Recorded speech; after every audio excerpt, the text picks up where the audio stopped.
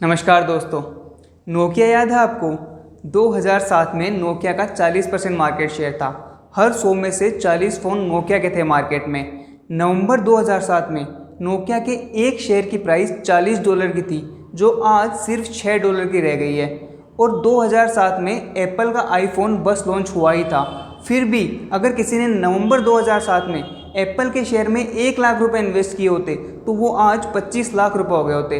लेकिन इसकी जगह अगर किसी ने 1 लाख रुपए नोकिया के शेयर में इन्वेस्ट किए होते तो आज सिर्फ 15,000 रुपये बचे होते। 25 लाख की जगह सिर्फ 15,000। आइए देखते हैं कि नोकिया के डूबने की कहानी का ओला S1 के लॉन्च से क्या रिलेशन है। 15 अगस्त को ओला ने टू व्हीलर मार्केट में एंट्री ली। टू व्हीलर मार्केट में हीरो, टीवीएस और बजाज जैसी कंपनीज का 60% से भी ज़्यादा का मार्केट शेयर है। 15 अगस्त को ओला ने भी अपना S1 और S1 प्रो नाम से इलेक्ट्रिक स्कूटर लॉन्च किया है। इसी दिन बेंगलोर के एक स्टार्टअप सिंपल एनर्जी ने अपना सिंपल वन नाम से एक इलेक्ट्रिक स्कूटर लॉन्च किया है। बेंगलोर के ही एक और स्टार्टअप एथर एनर्जी के इलेक्ट्रिक स्कूटर भी मार्केट में हैं। टू व्हीलर मार्केट में इस इलेक्ट्रिक व्हीकल के इंट्रोडक्शन के बाद ये देखना बहुत ज़रूरी है कि हीरो और टीवीएस जैसी लिस्टेड कंपनीज ओला जैसे न्यू कमर्स के सामने कहाँ स्टैंड करती है। आइए देखते हैं कि कौन सी कंपनी कितनी तैयार है इस इलेक्ट्रिक टू व्हीलर के चेंज को लेकर। एक बार चार्ज करने के बाद एक इलेक्ट्रिक स्कूटर 50 से 60 किलोमीटर भी चल जाए तो बहुत बड़ी बात होती थी। दोस्तों, सिंपल एनर्जी के सिंपल वन स्कूटर ने रेंज की डेफिनेशन ही बदल दी है। इस स्कूटर की रेंज 236 किलोमीटर की है। एक बार चार्ज करने के बाद 200 किलोमीटर से ज़्यादा की रेंज अपने आप में एक माइलस्टोन है। रेंज में सेकंड नंबर पे आता है ओला का S1 प्रो स्कूटर, जिसकी रेंज 181 किलोमीटर की है। ओला S1 की रेंज 121 किलोमीटर। एथर एनर्जी के स्कूटर एथर 450X की रेंज 116 किलोमीटर की है। रेंज के मामले में बजाज और टीवीएस के स्कूटर कंपटीशन से ही बाहर है। बजाज चेतक की रेंज फिर भी 95 किलोमीटर की है। टीवीएस iQube की रेंज तो सिर्फ 75 किलोमीटर की है। जहां मार्केट में 200 किलोमीटर से ज़्यादा की रेंज वाले स्कूटर आ चुके हैं, वहां 75 किलोमीटर की रेंज थोड़ी कम इंप्रेसिव है। दोस्तों, इस समय इलेक्ट्रिक टू व्हीलर मार्केट में सप्लाई से ज़्यादा डिमांड है।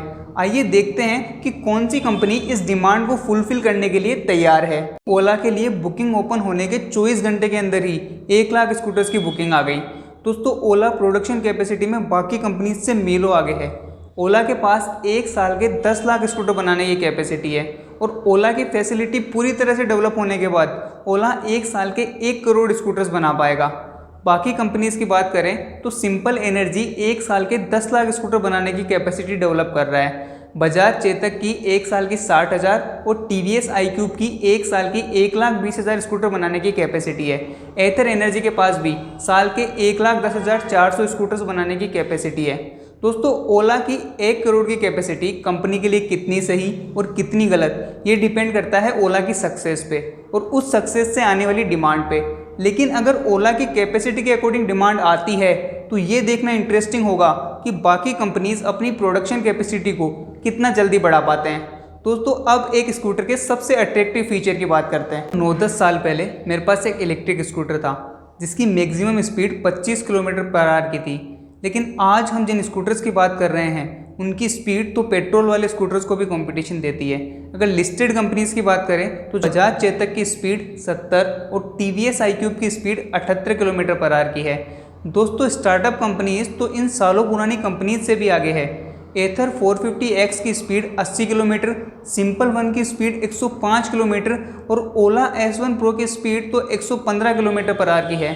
दोस्तों, मेरा 10 साल पुराना वाला स्कूटर 25 किलोमीटर पर आवर की स्पीड से एक बार चार्ज करने के बाद सिर्फ चाय की टपरी तक जा पाता था। लेकिन ओला S1 प्रो से आप 115 किलोमीटर पर आवर की स्पीड से एक बार चार्ज करने के बाद मुंबई से पुणे जा सकते हो। टीवीएस iQube की प्राइस 1,07,77 रुपये है। बजाज चेतक की प्राइस 1 लाख से 1,15,000 के बीच में रेंज करती है। सिंपल वन की प्राइस 1,09,000 रुपये है। एथर 450X की प्राइस 1,32,426 रुपये है। ओला S1 की प्राइस 1 लाख और S1 प्रो की प्राइस 1,30,000 रुपये है। सभी फीचर्स और डिज़ाइन में इनोवेशन को ध्यान में रखकर अगर प्राइस को कंपेयर करें तो ओला सबसे आकर्षक स्कूटर लग रहा है। दोस्तों, आज हमारे दिमाग में इलेक्ट्रिक स्कूटर को लेके कई डाउट्स हैं। इलेक्ट्रिक स्कूटर कितना सक्सेसफुल होगा, चार्जिंग में कोई इशू आया तो, सफ़र के बीच में गाड़ी बंद हो गई तो, या 1 लाख रुपए की प्राइस देना कितना सही है। दोस्तों किसी भी नई चीज़ को लेकर एक नॉर्मल इंसान के दिमाग में सवाल आना लाजमी है, लेकिन 2 साल बाद अगर ये स्कूटर एक सक्सेस रहता है, चार्जिंग को लेके कोई इशू नहीं आता, परफॉर्मेंस से लोग सेटिस्फाई होते हैं, ड्राइविंग एक्सपीरियंस लोगों का अच्छा रहता है, तो इसकी सक्सेस टू व्हीलर इंडस्ट्री को पूरी तरह से बदल देगी। आज से 5 साल बाद हो सकता है हर कोई पेट्रोल पे चलने वाले स्कूटर की जगह इलेक्ट्रिक स्कूटर प्रीफर करे। इतिहास में कई बार ऐसा हुआ है जब कोई नया इनोवेशन आने के बाद लोगों ने पुरानी चीज़ों को यूज़ करना बंद कर दिया हो।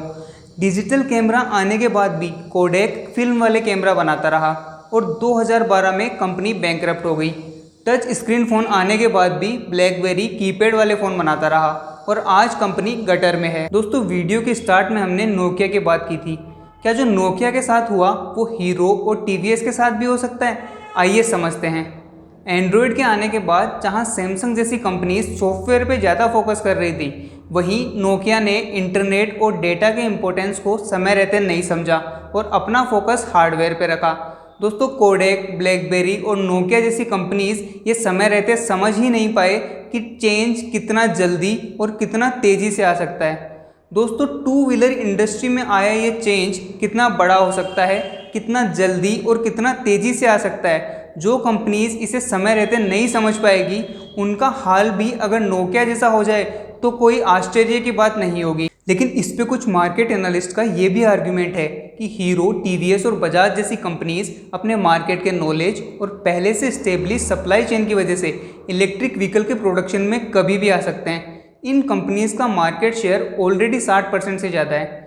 दोस्तों अगर मार्केट के नॉलेज और मार्केट शेयर की बात है तो 2007 में 40% मार्केट शेयर वाला नोकिया कैसे फेल हो सकता है? दोस्तों पास्ट में देख के ये एनालाइज करना बहुत आसान है कि क्यों नोकिया, कोडेक और ब्लैकबेरी जैसी कंपनीज समय रहते नहीं संभल पाए, लेकिन फ्यूचर में देख के ये एक्सेप्ट करना बहुत मुश्किल है कि हीरो और टीवीएस जैसी सालों से चल रही कंपनीज को ओला और सिंपल एनर्जी जैसे न्यू कमर्स बिजनेस से बाहर कर सकते हैं। लेकिन इतिहास गवाह है कि बिजनेस चाहे कितना ही पुराना क्यों ना हो, अगर समय रहते नहीं बदलता तो बिजनेस भी इतिहास बन जाता है। मेरा मानना है कि जब एक एग्जिस्टिंग मार्केट में एक नया प्लेयर नए इनोवेशन के साथ और एग्रेसिवली एंटर होता है और कस्टमर्स को अट्रैक्ट करने में भी सक्सेसफुल रहता है, तो एग्जिस्टिंग बिजनेसेस को बहुत हद तक बिजनेस से बाहर कर देता है और जो बिजनेस सर्वाइव भी कर पाते हैं उनकी ग्रोथ एक्सपेक्टेशन को पूरी तरह से बदल देता है। फ्यूचर में होने वाली ग्रोथ एक्सपेक्टेशन कम होने से कंपनी की इंट्रिंसिक वैल्यू भी कम हो जाती है,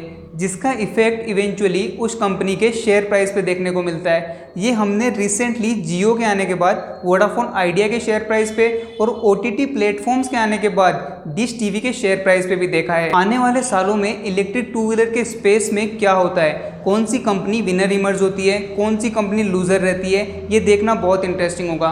तो अगर आपको किसी लिस्टेड टू व्हीलर कंपनी में इन्वेस्ट करना है तो इन्वेस्टमेंट पूरी रिसर्च के बाद ही करें। उम्मीद करता हूँ आपको ये वीडियो पसंद आया होगा।